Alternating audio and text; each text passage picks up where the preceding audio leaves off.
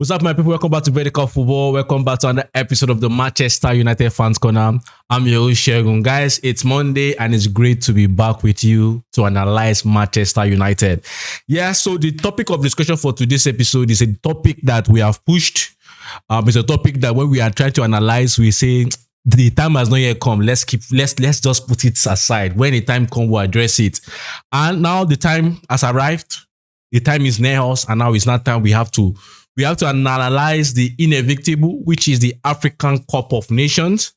We have three players, which happily, in one sense, we can see our African players play in the African Cup of Nations and try to win something with their different countries. But also on the other end, as a United fan, you're like, we are going to feel it. We are going to miss them. So, guys, what we want to do today is to analyze what we are going to miss. To analyze in depth what we're going to miss from these boys that are going to be going. And those three guys are Bryan Mbeumo, Amad Diallo, and Noussair Mazraoui. So we're going to look at what we're going to miss from these three guys. Then how can we solve their absence? How can we solve the hole that their absence is going to leave at the club in this period? Then we'll look at the dynamics we can bring into our game in their absence. And then we analyze the games we are going to play and how difficult those games are going to be in terms of we missing them. So, guys, let's jump right into it. We have a lot to talk about. First and foremost, let's jump right into what they bring into our team. I think first and foremost, you can see that, and it has been so in the past, even the past two games before this Bournemouth game, that you will see that those guys I've mentioned, Mbeumo, Amad, and Mazraoui, these guys are 3 out of the 4 tenants of the right-hand side of our football, right? So in terms of the right-hand side of our football, in terms of the defensive side, Mazraoui, who has been very, very fantastic in recent games, as I said earlier in one of our 5 things, he brings a particular kind of composure, a particular kind of dynamism that allows, in a way where we are playing against a team that may be a little bit more defensive on a low block, in terms of the ability for him to push high, to allow Amad to play as a winger, to allow Mbeumo to tuck in, so he gives a lot of dynamism. So that's Noussair Mazraoui. We have Amad Diallo on the right, and then we have Bryan Mbeumo. So essentially, what that means is going to represent is that the right-hand side of Manchester United, which you can say clearly is the most powerful side of our play, is going to be cut away and taken to African Cup of Nations. So the 3 out of the 4, because the midfielder also feels that side, but the 3 out of the 4 are going to be taken to African Cup of Nations. So obviously, we are going to feel it. Obviously, we are going to miss them. Obviously. Another thing we are going to miss is clearly the dynamism, the relationship, the efficiency of the pivot of Amad Diallo and Bryan Mbeumo, the moving pivot of Amad Diallo and Mbeumo inside, outside. We're going to miss that. I think you can ask, if you ask many of the managers in the Premier League what they fear most about Manchester United, if I thought they fear anything, but what they would say they fear most, I can only make a guess. It will be that movement of Amad Diallo and Bryan Mbeumo. It's no coincidence, for example, so far this season, that Amad Diallo has the highest take on and the most successful take on of any Manchester United player this season. And so we're going to miss that also in terms of Diallo's take on. Diallo is, as I said, is one of the most consistent Manchester United players this season, to the degree to which the whole team is consistent. We are going to miss that. We are going to miss Bryan Mbeumo, his goals, his composure, his running, their efficiency in running. Even when the game is not going his way in some matches, you can't fault him. He's present, he's running, he's charging, trying to make the game come his way. We will miss that. And so that's clear. That's clear. We're going to miss that. We're going to miss our sharpness, our intensity on the right-hand side. We're going to miss that. We're really going to miss that. And I feel that we have to find a way to, Amorim has to find a way to solve that. And I know that it's not going to come as a shock to him because, we've known for a very long time that the Nations Cup is coming. We've known for a very long time that Côte d'Ivoire, Cameroon, Morocco are going for the Nations Cup, and these 3 guys are going to be absent. So these are the things that we're going to miss. They're going to miss. We're going to miss, and truly, it's going to be a big loss for Manchester United losing these players, especially on the right hand side of our play. So how do we solve this? Clearly, we can amend our right hand side, and I feel that our right hand side we need to amend it, but amend it in a very wise way. We need to amend it also knowing the fact that there are certain dynamics we have in that right hand side with Amad and Mbeumo and Mazraoui that we will not have, depending on the kind of players we put there, we will not have. But we need to also create a new dynamics that will make us very efficient on that side and also very dangerous on that side. And so let's talk about what we can do on that right hand side, and then also talk about what we can do on the left hand side to balance the team. So for Mazraoui, I don't think we will miss Mazraoui, obviously, because he brings a different spice into our game. But I feel that for most part of our season, Euro has been playing there. So I think Euro will play a lot more games there. And it's something that if the likes of Delete is back from injury, Delete also had played some games, when Maguire played in the center, Delete has played, on the right-hand side. And Delete also in those games, especially against Chelsea, you also saw that because of the high energy nature of Delete, he has the ability to also push forward. Yeah, so he's going to also have the ability to push forward as the right center back. So I feel that right center back position is a place that is covered. Currently, I know, yes, Euro is the only one available, but also you can see that Delete can play there. And so I think we should be able to withstand the number of games if Delete is back in that area. So, but the major point now is the right wing back. We're going to suffer there because there is no player that we bring in that position currently that can give what Amad Diallo gives us. And I think that's one of the things I think I analyzed earlier, even though my solution was not the perfect solution because this guy is still an African player, that's Yakuba Minte. But we need to find a way to get a player that is not African, that can offer us close to or at the same level of Amad Diallo in that right wing back. That's in subsequent transfer windows. But currently we have to admit that there's nobody we're going to bring in that will meet up to what Diallo can do on that right wing back in terms of as I said, the take-ons, the efficiency in terms of moving into space and passing to the midfield. There's a lot it brings there. So that part is going to be a very big downgrade in our game, obviously. But I feel that there are a number of ways we can solve that situation. One is Diallo plays that side as a right on the right and wing back. So it's going to be like traditional right wing back. It's going to do what he has been doing for a number of years. And I think what we're going to get from him when he plays there is that majorly we're not going to get take-ons in the final third. We're going to get in that place crosses. And so maybe it's a good thing. Maybe Diallo should start working on his crosses much better, which he has not really done in a number of games because when he was playing on the left, he didn't really do much crosses like that. But this period, we will have to depend on him to do a lot of crosses. We have to depend on him to do a lot of cutbacks, but especially crosses that will also help Sesko, right? Help Sesko if he's back, or when he's back from injury. Help Sesko when he's back from injury to capitalize on those crosses. I think also another way we can solve that right wing back position is to take a risk in one of these games, one of the lesser games we're going to be playing in this period, to take a risk to try Patrick Dogu in that area. And for Patrick Dogu, I really believe that the performances have dropped because at the beginning of the season, it was one of the shining lights of our team, if you are being honest. Yes, I understand that the final end product is not there, but in terms of his being present, the intensity of his play, how we approach the game mentally, I felt it was there. But obviously, you see criticism, you see poor performances, you see just the process of a young boy coming into the team. He has actually decreased in his performances.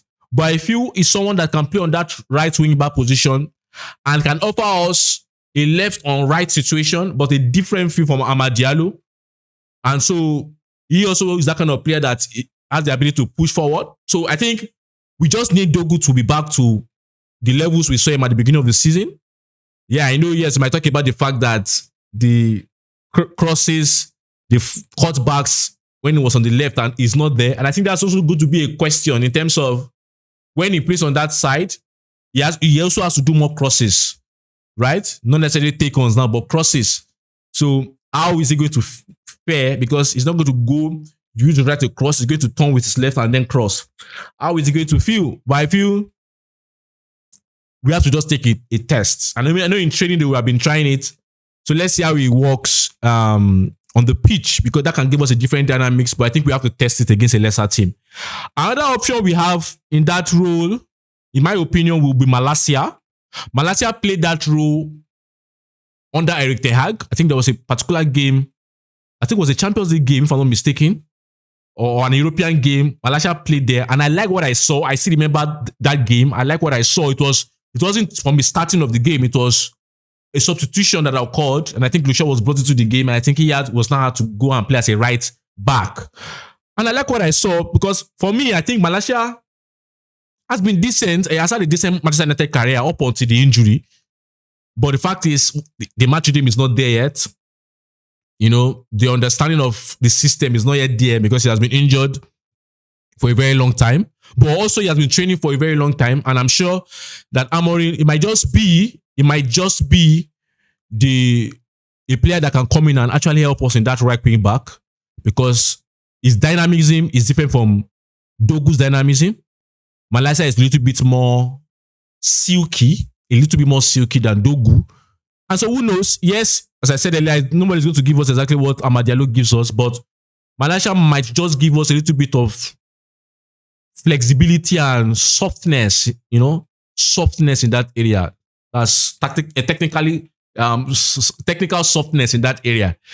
And so I'm really banking on seeing if he plays this period, because I believe he could give us something there. I have seen him against ten Hag, as I said earlier, and I'm really hoping that let's see how it works there. So I've provided 3 options, but in these 3 options, more or less, except for maybe Malacia, that might give us a lot more in terms of much more disturbing the final third in terms of attacking actions. But I think others will mostly restricted to crosses, and maybe Diallo can give us a lot more cutbacks because he's a right footer on that side. So let's go to the right inside forward. But remember, he's a fantastic player, don't mistake me. But I think out of all these positions, I think we can easily, in a way, feel this in a way. We can easily, in a way, feel this, because Mbeumo has struggled for a couple of games, because of as we said many times, because of he has to play inside. And even though I know it's not going to be a perfect situation, but I feel, for example, Mason Mount should be put there. I saw some actions he had against Tottenham. Yes, against Tottenham.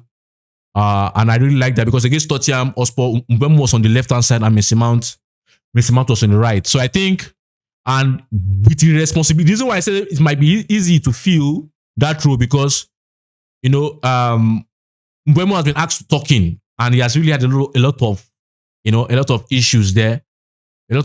So you can look at it in a way that, the likes of Mason Mount can fill in there. Even Kobe Mino can fill in there. I know, Shelesi is also there.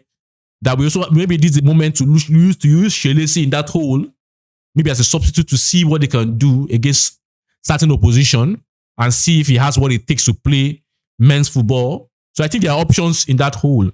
I think, but the other side of things now is that when you use the likes of Mason Mount in that hole, you use the likes of Shelesi in that hole, you use the likes of Kobe Mino in that hole, on the right side forward. We also have to now look at, what we call it now. We have to look at the efficiency of who plays the right wing back in terms of being aggressive, being into it, to give us that attacking intensity and dynamism. So it's really going to be a very, very touchy one. Even Bruno Fernandes can play at the right inside forward, and maybe that means Kobe Mino will play in the midfield. And so I think it's just about choosing the right game to implement what you want to implement, because it's not going to be easy. Looking at the opposition, if you are playing a team that would most likely sit on the counter on the low block, then I think we can test a little bit more, because we know we will have more of the ball and we'll try to push them in their own half. But if you are playing a game where it is back and forth against the likes of Man City and the likes, you just want to go to people that will just do the basic job, like Mount and Diallo to just do the basic job. No need to try different dynamics. And I think also, I'm talking about the right-hand side, about what can happen on the right-hand side, in terms of the right-hand side forward, right wing back, and the right centre back, which I think right centre back is the easiest to feel, really, because Mazraoui wasn't a regular starter up until the last few games. And so, but the left-hand side, I think, is where we need to bank more on. I think it's a place where there are no major changes. So if you use Diallo and Kounha, you get what you have been getting in the number of games they play together. If you use Diallo and Mount, you get the number of things you've been getting, in that place. And funny enough, if you use Dogu and Kounha, Dogu and Mount, you get the same thing. So I think that side needs to be much more effective. That side needs to be much more creative. I think we are depending on them. So if they can replicate what the right-hand side has been doing for months, then I think maybe we might be okay. Maybe we might put on good performances. And I think everybody, especially Dogu and Diallo, they have a lot of responsibility to take in terms of our wing-back situations. Whether you go, now it's going to be between two of them to either play as left and right or play as right and left.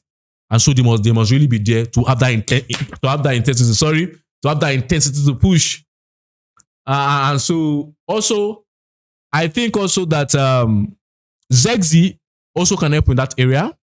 I think Zexi can help in that area. I've seen, especially against West Ham, I saw a lot of his movements in that area to the wings. And I was like, wow. So there are some games also you can use Zexi in that area. There are some games you can use Zexi in that area. And I think he will do a good job. I definitely, his pace and his match readiness obviously is there. He has played a number of games, and I see that he has improved per game. And so, depending on the opponent, it really can be good. You can use Zexi in a 10. You can use maybe Sesko. You can use, so I think you can even use Kounha in terms of Kounha moving in space. So different dynamics. And I think I saw that against West Ham, which I really liked in a way. So these are options. Bruno Fernandes also can be there.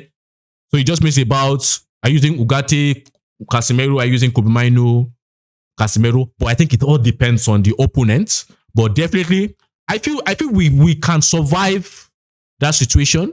But it's just that a lot of players need to pick up responsibility. Mount already, I believe Mount has shown us that he can take up that responsibility. I think he's in a very good vein of form. And obviously, he has shown us that he can play anywhere in front of the front three. I think Kounha has to take up more responsibility now, because when Mbeumo is not there, Amad is not there, we're looking out to Kounha. Sesko is also there to take up more responsibility. Zexi, more responsibility. Bruno might even have a change of position depending on the opponent. I think more depending on the opponent. I don't really see Bruno playing as one of the two number 10s, because it will affect us more in midfield, as I've said many times. But also it depends on the opponent. And I think let's see how it goes. And funny enough, Martinez is back. And so against some other teams also, Martinez playing at the CCB also helps, because if he plays at the CCB, you're using the likes of Delete, for example, or Yoro and Shaw as the left and right centre back, we could see most time, depending on the opponent. Now, if the opponent, I think it's going to be easy for us if the opponent that sits back, we will really not have a lot of questions if the opponent that sits back. So it's just all about our defensive transition, which I believe we should be able to handle accurately. So I think the likes of Martinez can push up in the midfield and maybe allow the likes of Kobe Mainoo and Casemiro, if they are the pairing, to push up.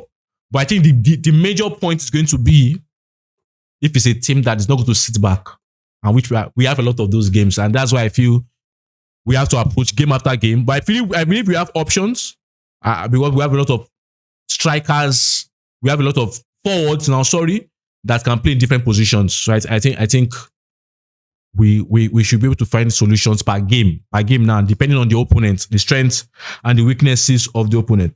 So guys, let's go into the number of games that we'll have to play without these guys.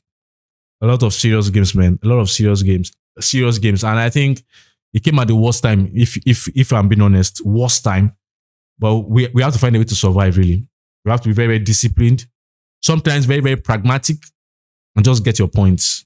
Because we as I said earlier, we have lost that flair on the right-hand side. So we're going to be playing Aston Villa. Tough game. Newcastle. Wolves. Leeds. Also a very tough game. Very tricky game. Away to Leeds. Burnley. Can also be tricky. Brighton FA Cup. And Manchester City. So by my calculation, we're looking at 1, 2, 3, 4, 5. 1, 2, 3, 4, 5, 6, 7 games. And so I think it might not be up to 7 that will miss all of them, depending on the performances of the teams. But let's assume all the teams get to the semi-final final. That's Morocco, Cote d'Ivoire, and Cameroon. And so we'll be looking at 7 games. And I think it's crazy. But I believe we have the players, but just that everybody needs to take up more responsibility. I believe we have the players to feel it. I believe we'll be testing new dynamics in terms of, like I said, the likes of Dogu Malasia. We'll be testing new dynamics on that end. But I think it's also good to be dependent, as I said many times now, on the kind of opponents we are facing. So guys, it's going to be a tough time. But also interesting to see what Amorim does, to see the dynamics that come into our game in this period, and to see how we're able to withstand the loss of Mbeumo, Amad, and Mazraoui. So guys, this is what I want to just talk about. Talk about the dynamics that we might bring into our game. And let's see how it plays out. So guys, thank you very much for sticking with me. I am my humble self, Shegun. Don't forget to please like, subscribe, and share. And obviously, I know you have your own opinions on how we can go around this situation tactically. What do you think I missed out that we think we can implement that will balance our team in this period? Please just drop it in the comment section. Let's have that discussion. Don't forget to like. Don't forget to subscribe. Until I see you next time. Bye.